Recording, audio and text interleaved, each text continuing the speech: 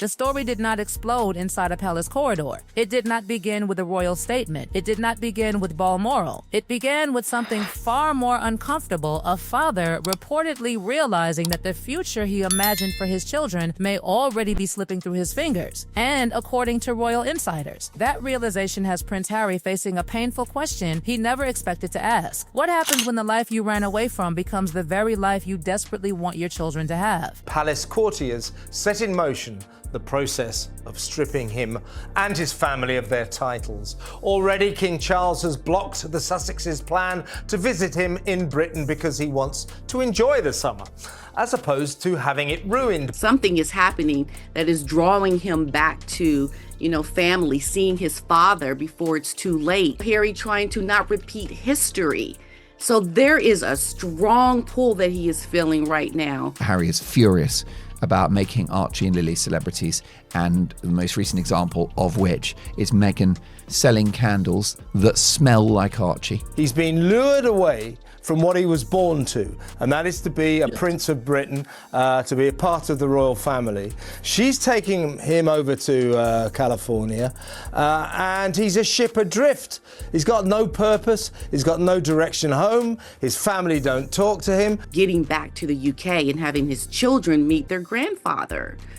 So this is also Harry trying to not repeat history. For years, Harry publicly described royal life as a cage, a system, a machine, a place he needed to escape. He crossed an ocean, built a new life in California, launched new projects, gave explosive interviews, and repeatedly insisted he was creating a better future for Archie and Lilibet. But now, royal watchers are staring at a shocking contradiction that has become impossible to ignore, because the latest reports suggest Harry has been quietly trying to reconnect his children with the very world he once claimed he needed to leave behind. And that is where this story takes a dramatic turn. According to reports, this was never about a holiday. It was never about a vacation. It was never about a summer trip. Those were only the visible pieces. The real battle, insiders suggest, was over something much bigger: identity, roots, family, legacy. Trouble brewing in Montecito. Friends of Prince Harry have revealed his one wish for Prince Archie and Princess Lilibet. His children do not have a relationship with their cousins or with the wider royal family network. Think about the contradiction for a moment. Harry spent years telling the world how deeply royal life affected him. He wrote hundreds of pages describing pain, isolation, and frustration. Yet now, according to reports, he reportedly wants Archie and Lilibet educated in Britain. The same environment, the same traditions, the same schools, the same friendships, the same cultural foundations that shaped him. Why? That question has become one of the biggest mysteries surrounding Harry right now. Because if royal life was truly unbearable, why would he reportedly want his children immersed in it? And if it was valuable enough for Archie and Lilibet, then was leaving really the complete answer he once believed it was? Royal observers believe this contradiction reveals something Harry may be struggling to admit publicly. Distance changes perspective. Time changes perspective. And perhaps watching his children grow up thousands of miles away from the family history that shaped generations before them has forced him to look at everything differently. The clues keep piling up. Sources suggest Harry had been carefully building plans for months, quietly, patiently, almost as though he was trying to rebuild a bridge that has been collapsing for years. Then came Balmoral, and suddenly everything became emotional. The Duke had mentioned his plans to educate his children in Britain to his father, who he met for tea at Clarence House last September. Meanwhile, their cousin Prince George is expected to start boarding school, probably Eton College, that's what I believe, in September.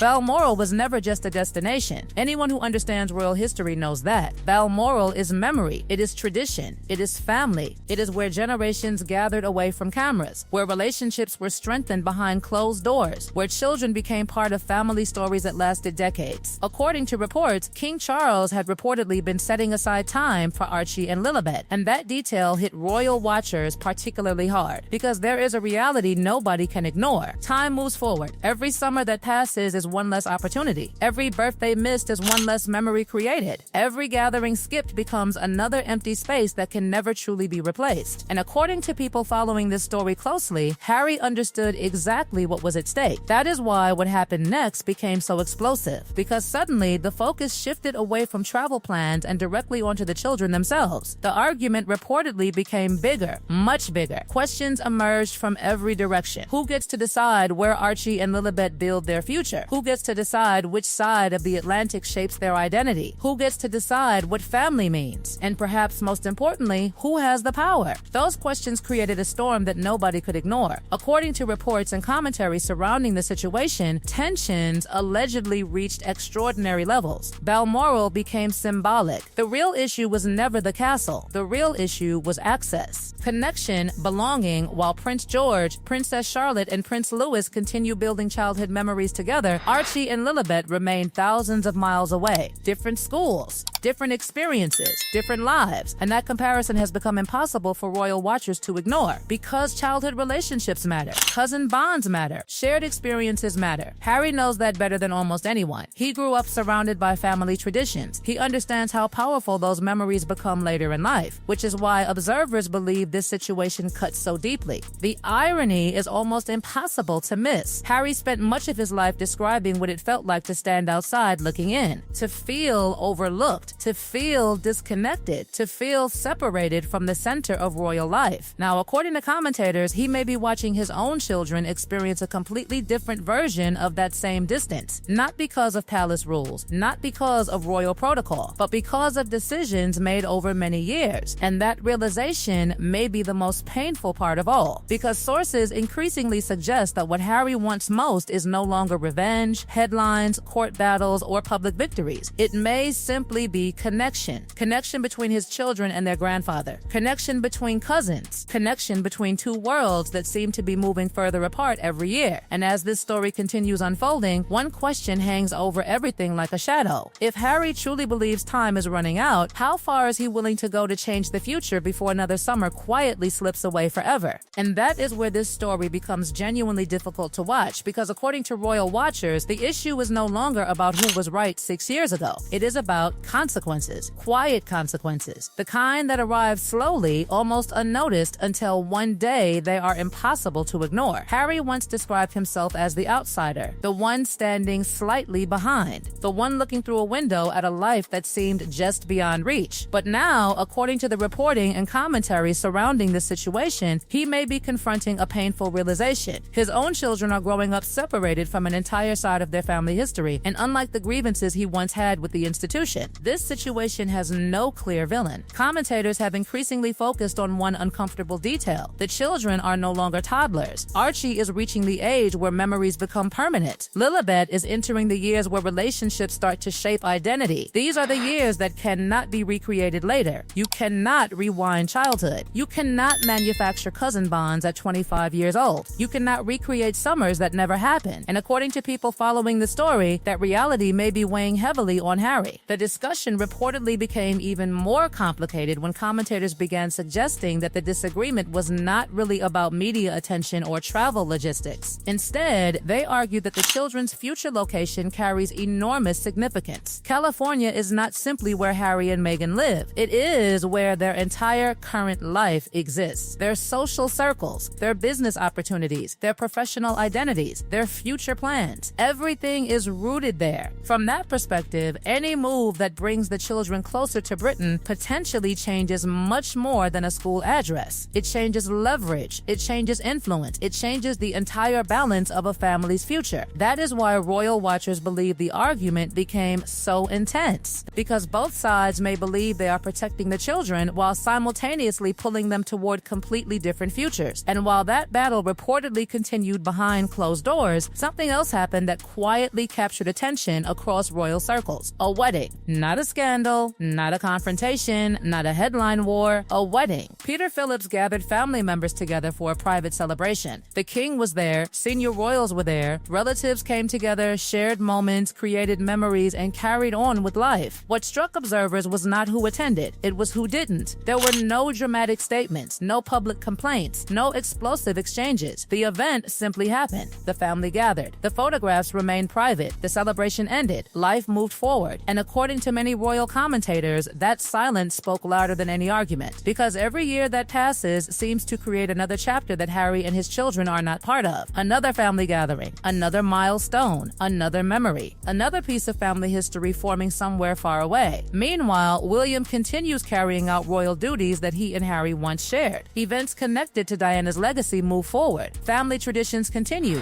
New generations step step into bigger roles. The machine of royal life keeps moving, whether Harry participates or not. That may be the detail that hurts the most. Not anger, not rejection. Absence, because absence becomes normal eventually. And according to sources and commentators, that normalization is exactly what appears to be happening. The family no longer reacts with shock. The public no longer expects reunions. The distance that once felt temporary is beginning to look permanent. Then comes perhaps the saddest detail of all. According to those who have followed the situation closely, Harry reportedly tells people he misses his family. He misses his country. He misses the connections that once defined his life. Whether those reports are entirely accurate or not, they reflect the growing narrative that has emerged around him. A man who spent years running from the past now seems increasingly consumed by it. And that brings the story full circle. Because the greatest irony may not involve palaces, titles, or royal disputes. It may involve a father looking at his children and wondering whether they will one day ask the same questions he asked. Questions about belonging, questions about family, questions about where they fit. The cousins continue growing up together. The grandfather grows older. Summers come and go. Opportunities appear and disappear. Time keeps moving whether anyone is ready or not. And according to people watching this story unfold, that is what makes the failed Balmoral plan feel so significant. There was no dramatic ending, no official announcement, no public confrontation. The plan simply never happened. It quietly vanished, leaving behind only questions. Questions about what was lost, questions about what can still be repaired, and one question that continues hanging over everything. If Harry truly believes his children are drifting further away from their roots with every passing year, how long will he be willing to watch before he decides that something has to change? Because the people closest to this story believe the real battle was never about a trip, a castle, or even a summer. It was about the future. And that future, according to all the signs emerging this week, remains far from settled. The silence continues. The distance remains. And the next chapter may already be unfolding behind closed doors.